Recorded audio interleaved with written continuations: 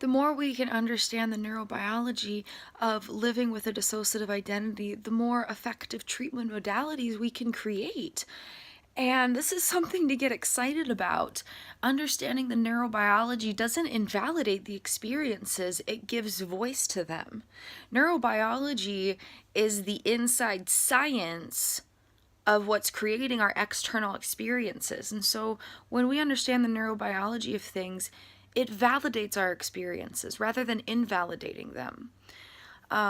Because I know different parts of mine have responded in different ways when we explain the neurobiology of things, and we've taken time to explore that and be present with that.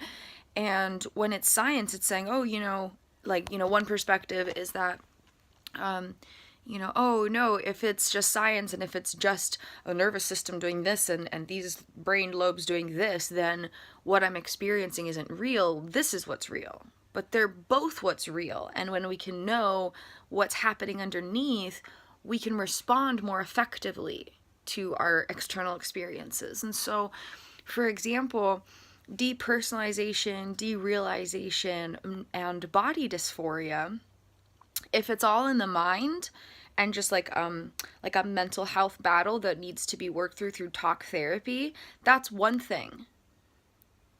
But what if that's not what DID is, or a piece of the battle of living with a dissociative identity?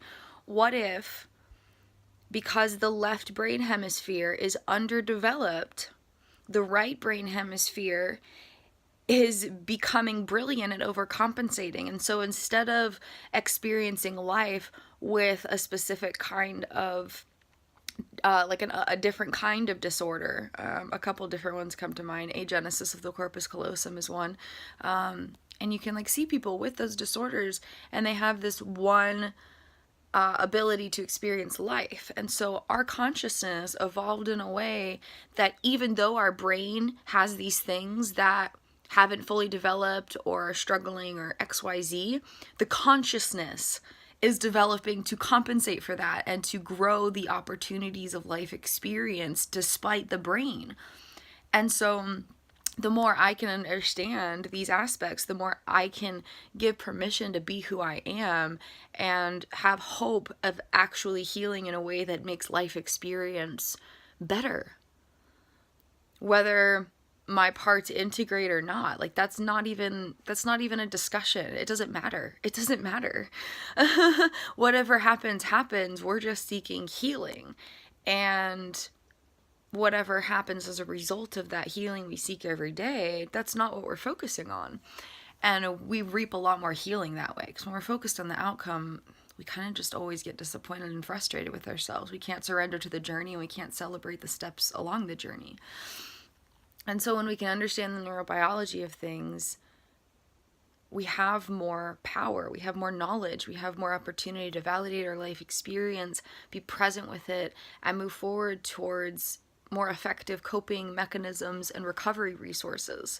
And so if my body dysphoria and depersonalization and derealization and similar types of battles have to do with my right brain hemisphere trying to compensate for a left brain hemisphere that's not developed, then I don't need to mentally work through those symptoms. I need to help my physical brain develop on the left side so that my consciousness has a greater chance of battling the symptoms created from this disorder. And so the more knowledge we have of the internal operations, the more power we have to both validate the experiences, because we know the cause and we can understand, wow, you're not crazy. This isn't all in your head. Something happened that disrupted your neurodevelopment and caused these different things to happen, and your consciousness is trying to thrive even though your brain hasn't finished getting to a place of full functionality. That's miraculous. And when I can embrace that truth and appreciate that about myself, I have a lot more patience with my parts.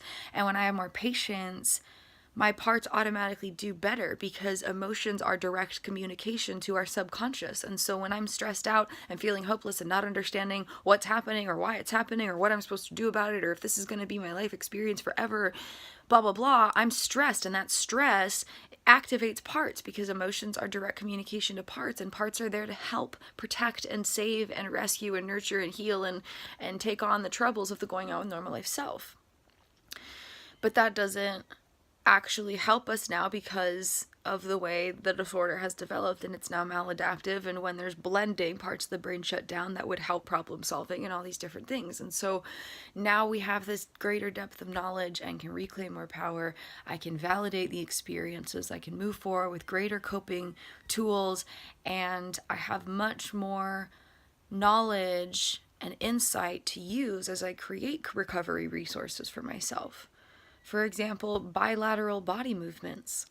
I'm experiencing profound transformation through this really simple thing because I understand the science of my brain, and now I can use my creativity to use that knowledge in healing ways that actually create tangible healing, not just talking about healing.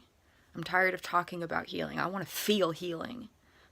I'm tired of talking about healing. I want to feel the healing, and I do every day.